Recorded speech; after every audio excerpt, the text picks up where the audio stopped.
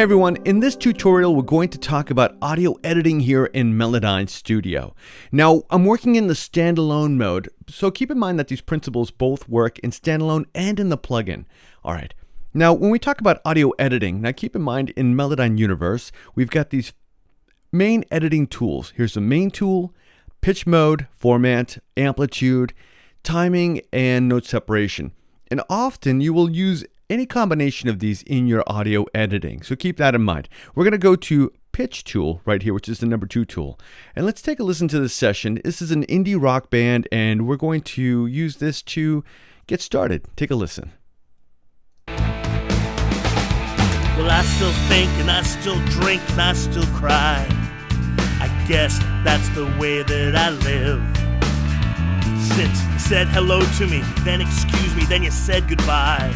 All right, so what we're looking up here is the tracks view. We've got any number of tracks here, and it helps to label them when you're working. Now, next to the tracks view, we've got these 2 icons here. Now, this will display the notes here in the audio editing window. If you don't want to see the window, or if you don't see it, come up to your top left corner and activate it like that. And this is going to be your workspace. Now, to bring audio from our tracks view into our workspace here in standalone mode, just activate the orange icon, and there it is. Now, what we're looking at here is specifically our lead vocal take. And if you'll notice here in the left-hand column, Melodyne correctly identified it in the key of D major. Now that's important. Before you get started, here's your first tip. Know the key of the song that you're working with, because oftentimes when you start working on your vocals can be a little bit dynamic, the notes can be a little bit everywhere, and Melodyne might miss, it may think it's a different key. And what you want to do sometimes, here's another power tip, is to check out an instrument like your bass guitar. I always go to my bass guitar because if you look at your bass guitar here, this bass performance is spot on. And if this is going to tell me D major, then I'm pretty certain that this key is in the key of D major, this song. So this is a little tip for you. Bring in your bass guitar, take a listen to it. And you can see it's spot on in tune. It really sounds great. And then when we go to our vocals, it's in a different key register, so let's slide up a little bit, and there we have our vocals. Let's zoom in here by right-clicking, and we can use our hand tool to move it around. Now, if you notice already, this is set to a default of 440. Here underneath the tuning fork, the detector is 441. It's a little bit sharper than normal. You don't always see that. Typically, some vocals are really tad flat, believe it or not, but you can choose to make this default if you wanted. There, it's now 442. And if you wanted to keep them 441 default, that's easy too. And what that's going to do is define your tuning center. So when I select a note here, you'll see that my dialog information box is telling me that that note is an E, but it's plus 2 cents sharp. And let's take this note, for example, plus 28 cents sharp. So Melodyne's feeding us information. Whether you're musically inclined or not, you can start thinking musically by using tools like this. It'll really help you start thinking creatively and staying in that headspace that you want to be in when you're working with music. And also notice that's in a major key here. Now, to start working in this, we can take our pitch tool, and here you could toggle the grid on and off for our pitch mode. And underneath that, we have no snap, chromatic snap, and scale snap. Now, I always recommend starting with scale snap. This will prevent accidentals. See how the F here is grayed out because F is not in the key of D major, F sharp is. So I cannot put the note in F. So it helps prevent accidentals. So that's another tip. You always want to, make sure that your pitch grid here is on scale snap. Now, from underneath there, you can choose piano keyboard view, scale view, or another common one will be the scale lines. Right here, the pitch lines. Now these lines will run directly in the middle of tonal center, so they're kind of guidelines. They're like skewers. You want to get that product right in the middle of that skewer, and that's where the audio is going to stay or have its strongest tonal center, located around the center pitch. All right, so let's go back to our piano keyboard. This is the one I mostly work in. Now let's take a listen to the vocals. Now if I play audio here in the audio editor window, I'm just going to hear whatever's displayed in it. Well, I still think and I still drink and I still cry. And this again is another tip. If you only want to hear what you're working on, then select the audio Well, I in still think and I the editor window. If you want to hear the entire band, then select it up here in this timeline, for example. Well, I still think and I still drink and I still cry. Or if you're working in the audio editor, we now have this edit mix slider. This will help balance between what you're editing, what you're working on, and the backing tracks. Let's take a listen to this. Well, I still think and I still drink and I still cry. I guess that's the way that I live. Since you said hello to me. Why is this important? Because you want to reference your audio against the backing tracks always, so you can hear the result of your works and make sure it's really fitting in well. Now to start editing this, there's a couple things I can do. I can grab my pitch tool and we can double click a note, for example. If I just want to spot fix something and say, you know what, this fifth note here, let's say, is a little sharp, double click it and it pops it into the closest nearest tonal center. So it went from somewhere right about here, plus 28 cents sharp.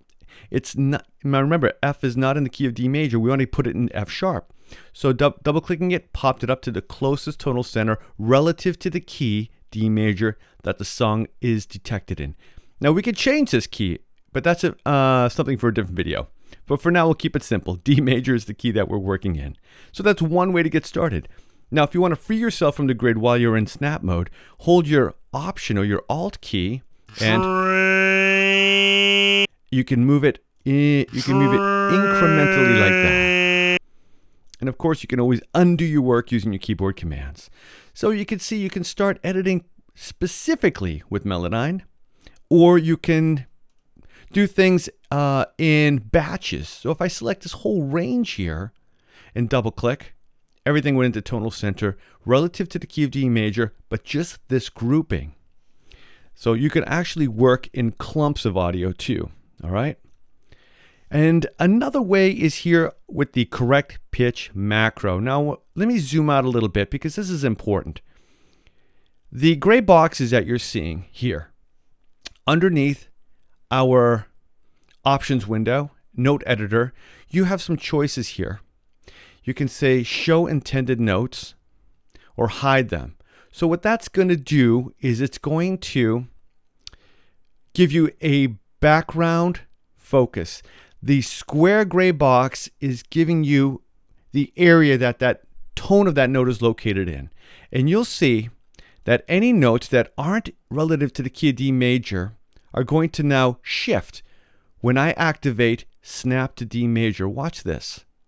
It's a big difference here. So by activating this first under a correct pitch macro, we're ensuring that the most out of tune notes are going to go into the closest relative zone relative to the key of D major. So by activating that, now as I pitch correct this with a macro slider, the most out of tune notes move first.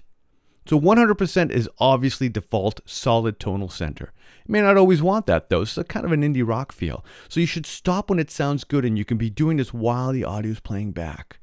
And now pitch drifting, that's important too. This is the strength located around tonal center. If somebody is kind of in center pitch, but they're drifting a little bit, this is how you can fix it.